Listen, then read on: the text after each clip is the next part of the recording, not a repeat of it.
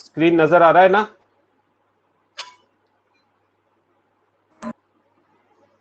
Okay, just wait.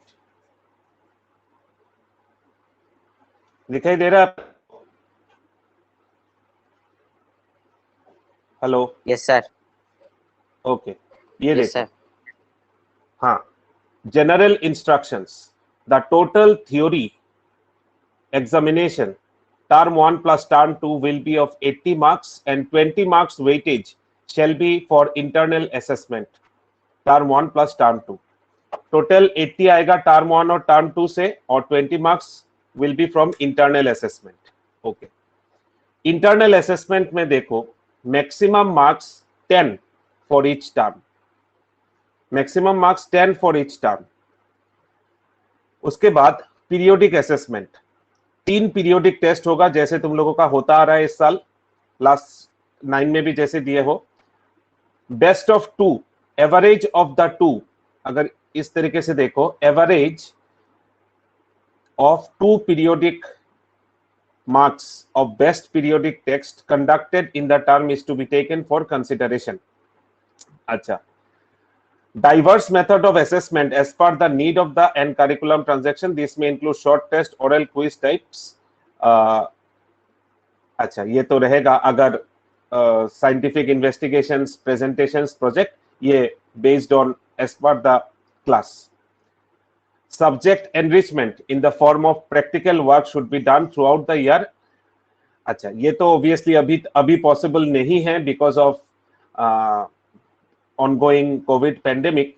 तो school खुलने के बाद we will start with the practical part और at last we will prepare. तो टर्म 1 के लिए क्या रहेगा, maximum marks 10 for each term.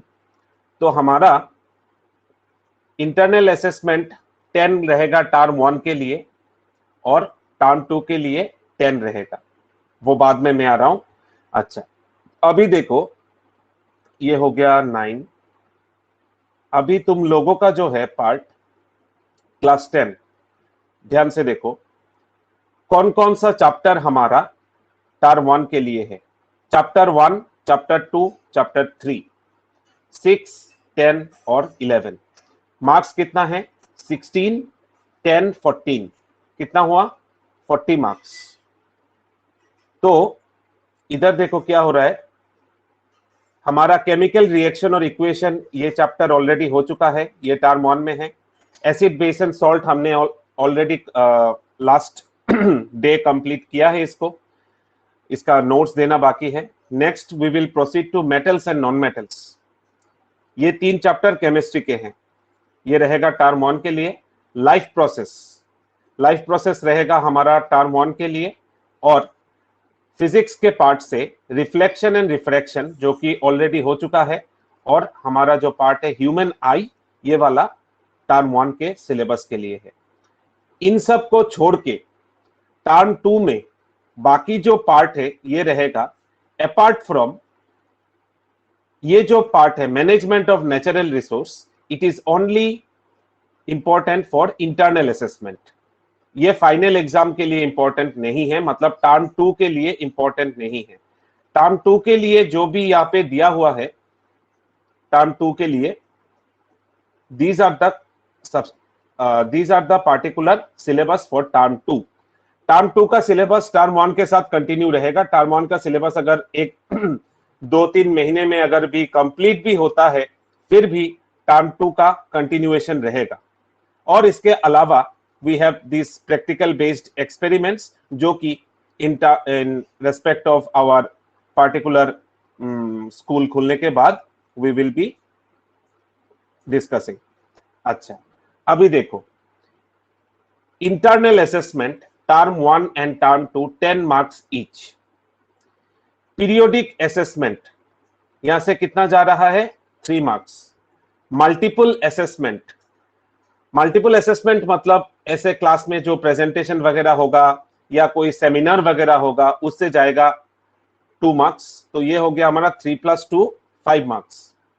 Subject enrichment practical work 3 marks. Practical work आप लोग प्रैक्टिकल के कॉपी को मेंटेन करोगे, वहां से 3 मार्क्स जाएगा, और जो पोर्टफोलियो जो कॉपी बनाओगे उससे 3+2 5 मार्क्स जाएगा।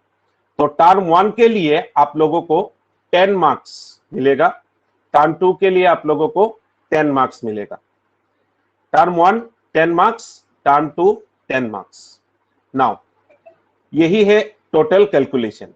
नाउ अगर अभी क्वेश्चन है कि हमारा जो मैक्सिमम मार्क्स है वो कितना है, 80 यहाँ पे दिखा रहा है टर्म 1 और टर्म 2 के लिए 80 मार्क्स। दैट मीन्स टर्म 1 का हमारा एग्जाम होगा 40 मार्क्स का। इधर देखो, फिर से हम दिखाते हैं। टर्म 1 का हमारा एग्जाम होगा, ये देखो 40 मार्क्स का।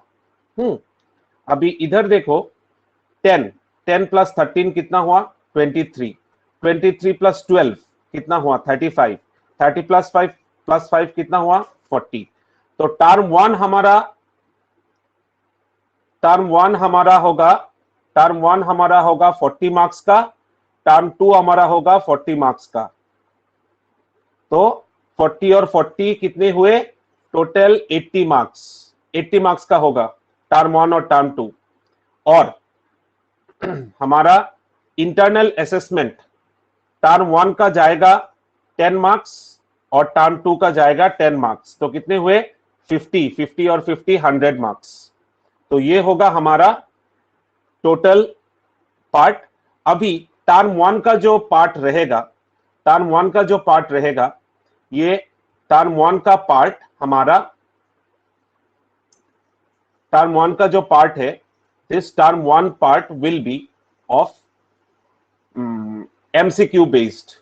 Term 1 will be MCQ based, total MCQ based, जहां पे आप लोगों को क्या मिलेगा, 40 क्वेश्चंस मिलेंगे वहां पे OMR शीट में इन course of time.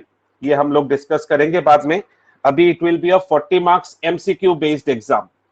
MCQ based exam मतलब हर क्वेश्चंस में ऑप्शंस नहीं रहेगा, उसमें कुछ क्वेश्चंस ऐसे रहेगा, कुछ MCQ रहेंगे, जैसे कि सपोज एक सेंटेंस दिया है, उसके 4 ऑप्शंस हैं, राइट आंसर कैसा है।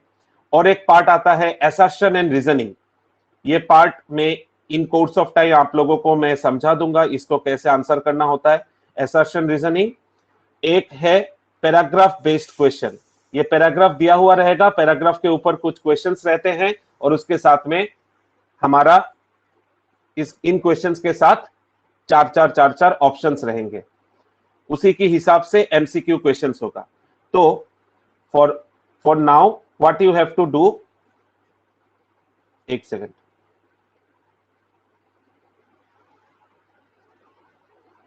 फॉर नाउ आप लोगों को अभी क्या करना है, फॉर नाउ आप लोगों को ये चैप्टर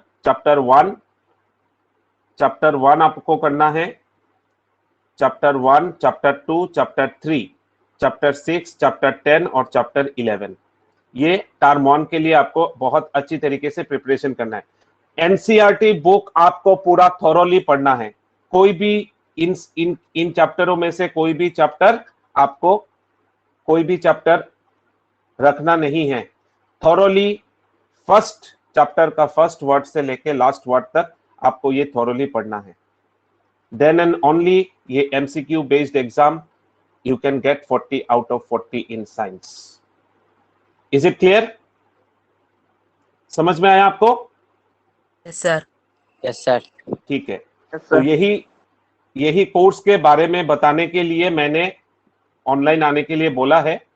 तो आप लोग ध्यान से इस कोर्स को अभी समझ में आया किस तरीके से होगा? अगर समझ में नहीं आता है, हाँ, तो ये रिकॉर्डिंग भी अवेलेबल रहेगा, आप लोग बाद में ये रिकॉर्डिंग देख लेना। ओके, ठीक है, चलो, good night for today, take care.